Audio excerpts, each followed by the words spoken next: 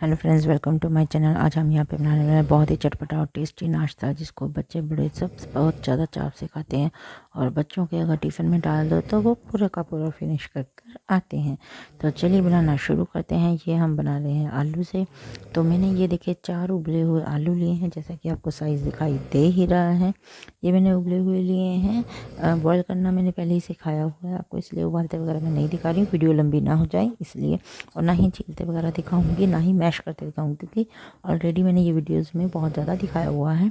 तो आप और भी मेरी वीडियोस देख सकते हो, इसकी रेसिपीज़ देख सकते हो।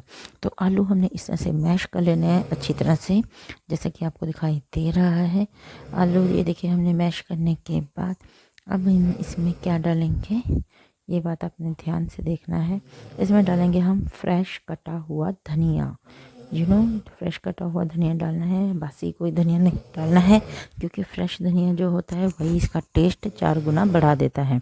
अगर हम स्टील डालेंगे, मीन्स जो बासी डालेंगे, तो उसका टेस्ट काफ़ी बेकार सा आता है। फिर हमने इसमें स्वाद अनुसार नमक डाल लेना है। स्वाद अनुसार नमक आपने अपनी क्वांटिटी के अनुसार डालना है। जितनी आपके पास जैसे बैटर है उसके अकॉर्डिंग आप इसमें नमक डालकर मिक्स कर कर टेस्ट करें। कम ज़्यादा लगे तो उसको, ज़्यादा कम लगे तो ज़्यादा डाल दें। अब इसमें मैंने डाला है धनिया पाउडर, फिर लाल मिर्च ये मैं थोड़ी थोड़ी डाल रही हूँ अभी। इसमें हम डालेंगे हमारा गोल्डी का, हमारा जो है गरम मसाला। इसमें ये मेरी प्रीपेड वीडियो नहीं है, आप कोई भी गरम मसाले का प्रयोग कर सकते हैं। इसका फ्लेवर मुझे थोड़ा अच्छा लगा तो मैं इसका प्रयोग कर रही हूँ। तो इसको डालने के बाद अब मैंने लिया है ये मैदा। आपके पास मैदा ना हो तो आप चावल का आटा भी ले सकते हैं, और अगर वो भी ना हो इन दोनों में से तो आप सूजी भी ले सकते हैं। इन तीनों में से किसी का भी प्रयोग आप इस रेसिपी में कर सकते हैं। तो ये देखिए अब इसको हमने अपने इस बैटर में डालना है। ये मैं डाल रही हूँ, जैसे अभी मैंने 1 चम्मच डाला, आप हाफ़ या 1 स्पून और इसमें डाल सकते हैं, मीन्स 2 स्पून्स आप इसमें डाल सकते हैं। हमने इसको कोटिंग वगैरह कुछ भी नहीं करना है। हमने इसका सिर्फ जो मॉइस्चर होता है ना पोटैटोज़ में, जो बॉयल करने के बाद होता है, उसको थोड़ा सा ख़त्म करना है। ये देखिए, बस ये देखिए इतना सा बस हमने डाला था। अब इसका ये देखिए जो मॉइस्चर थोड़ा सा कम हो गया है। ये बस अगर कहीं पे लम्स नजर आए तो उसको भी अच्छी तरह से मैश कर दें।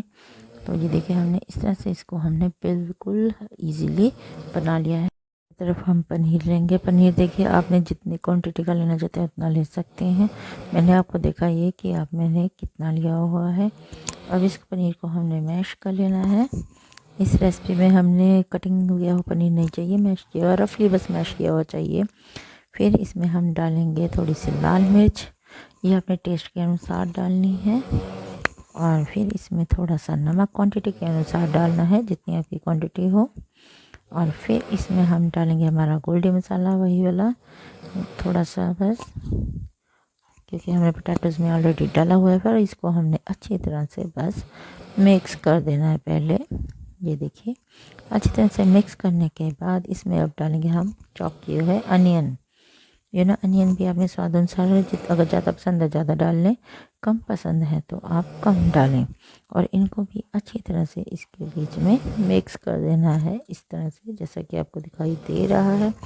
मिक्स करने के बाद ये हमारा जो बैटर है, इसको अच्छी तरह से तैयार कर कर अलग से रख देना है। हम जिस पर रोटी बेलते हैं वो चकला लेंगे, और उसके ऊपर हम जो, अगर आप आटे का यूज़ कर रहे हैं, मीन्स चावल के आटे का, तो वो चावल का आटा लगा लें। नहीं तो फिर अगर आप जो कि मैदे का यूज़ करें तो मैदा लगा लें। तो इस तरह से पहले बुर्क कर फिर उसके ऊपर हम आलू ज़्यादा सारे लेने हैं, जैसे 1 पेड़ के से ज़्यादा आलू हमने इसके ऊपर स्प्रेड कर देने हैं इस तरह से। और फिर उसके बीच में आपने जो पनीर का बैटर तैयार किया था वो रखेंगे, जैसे कि आपको दिखाई दे रहा है, ऐसे ही आपने रखना है। और फिर आपने इसको जैसी चाहे शेप में फ़ोल्ड कर देना। मैं इसको ऐसे ही जैसे फ़ोल्ड कर रही हूँ रफली, ये देखिए मैं इसको इस तरह से रफली कर रही हूँ। चाहे तो आप इसको इस तरह से चौरस करके पहले नीचे से चौरस शेप देकर फिर ऊपर से भी इसके ऊपर वैसे ही इसके ऊपर ऐसे रखते जाएं आलू। ये देखिए मैं इस तरह से इसको फोल्ड कर रही हूँ, मैं इसको राउंड शेप दे रही हूँ। आप चाहे तो इसको स्क्वायर दे लें, रेक्टेंगल दे लें, मतलब जैसी शेप आप चाहें इसको आप दे सकते हैं। इस तरह से बस आपको इसको कवर देना है कि मतलब पनीर की हमारी फीलिंग अंदर रह जाए और पोटैटोज़ की बाहर। ये बात आपने ध्यान में रखनी है कि ये देखिए मैंने और आलू लगा कर कि हमारी स्टफिंग है ना जो बाहर से ख़राब ना हो। बस ये देखने स्टफिंग बाहर ना दिखे, बस हमारे आलू आलू दिखे।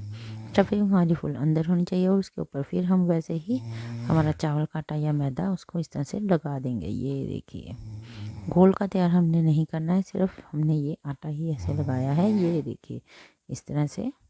और फिर हमने जो हमारा रिफाइंड किया उसको गर्म होने के लिए किया। ये देखिए मैंने घी भी बहुत लेस लिया है क्योंकि हमने तलना नहीं है, ये बात याद रखनी है। हम इसको बहुत कम तेल में बना रहे हैं। रिफाइंड तेल जो लिया है हमने ये देखिए बहुत कम है, सिर्फ जैसे 1 या 1.5 करछी है हमारी। इसको हमने इसमें ये देखिए में रख दिया है गरम होने के लिए। ये देखिए ये अब हम बना रहे हैं इसको इस नए ढंग से।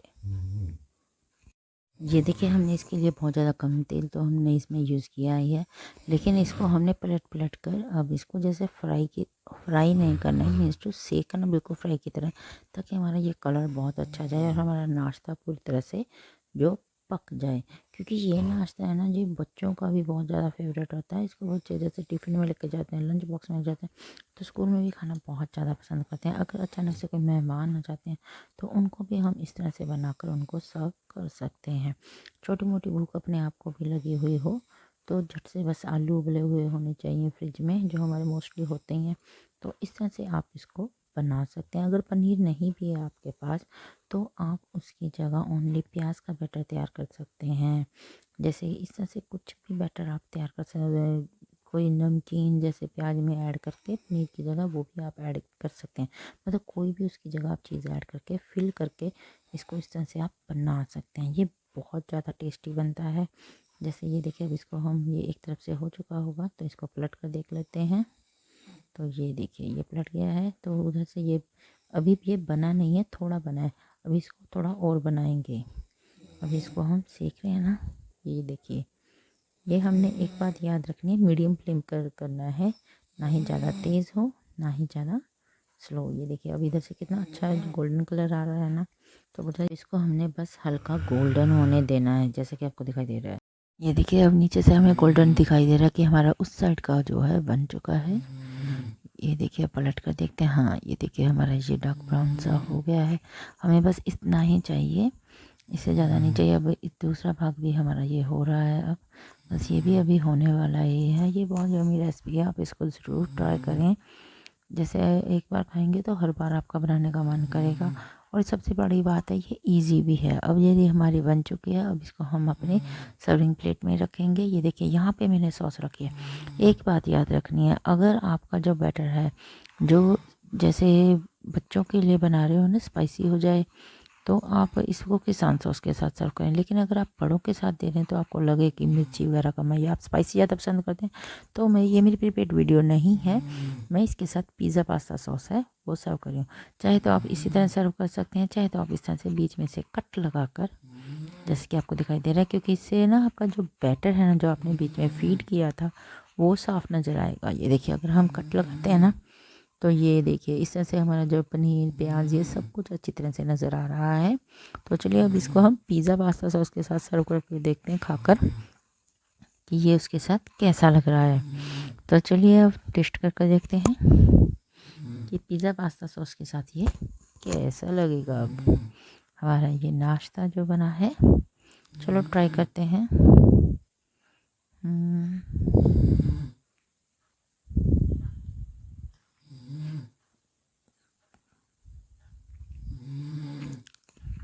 बहुत ज़्यादा टेस्टी बना है, आप भी इसको ज़रूर ट्राई करें और मुझे भी कमेंट बॉक्स में ज़रूर बताएं कि आपको ये मेरी रेसिपी कैसी लगी। मेरी वीडियो को लाइक करें, शेयर करें और मेरे चैनल को सब्सक्राइब करें। Thank you very much.